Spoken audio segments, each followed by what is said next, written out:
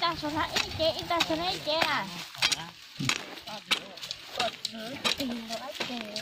Cho vú cười. Cho nó có gì. Còn hắn mua xíu liệt khơi. Đi tông khơi về lúc khó có là chắp thở thế. Dù gì đó, chừng nó kìm mối nè. Sao hại đi. Giờ đó là khá này nữa. Gì khẩu tê sức.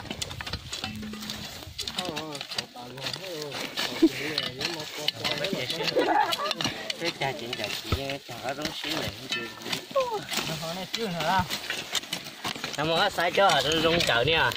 Quân Nhớ con tàu đó. quay phim để Nó sai Khá là cái lạnh kìa. đi tông cứ về nó lâu rồi. cái sai cho. Trời cái đấy là một cái trên này. Cho mà Chứ là chuyện lu là chuyện gì đó mình chạy nó lấy chết. Mình chỉ thua cho cửa. Ở trên rồi đó một lần đó.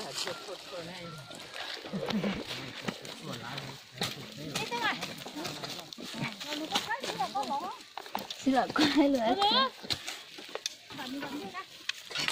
Nè, dù đi không?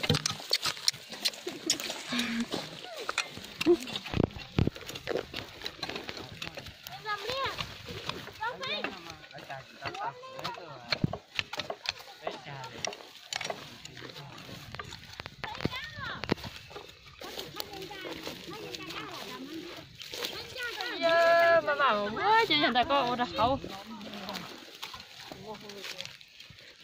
Đây bỏ thì nó cho phát liên liên dùng đi rồi. Nó ngay ở kia. Thì nó cả tuần hả? Ta test thì tôi cho mà dù đã đã phát tài có dù. Nhật ấy giờ mua táo lòng ăn này. Cả con mình chỉ có được thôi là có chạy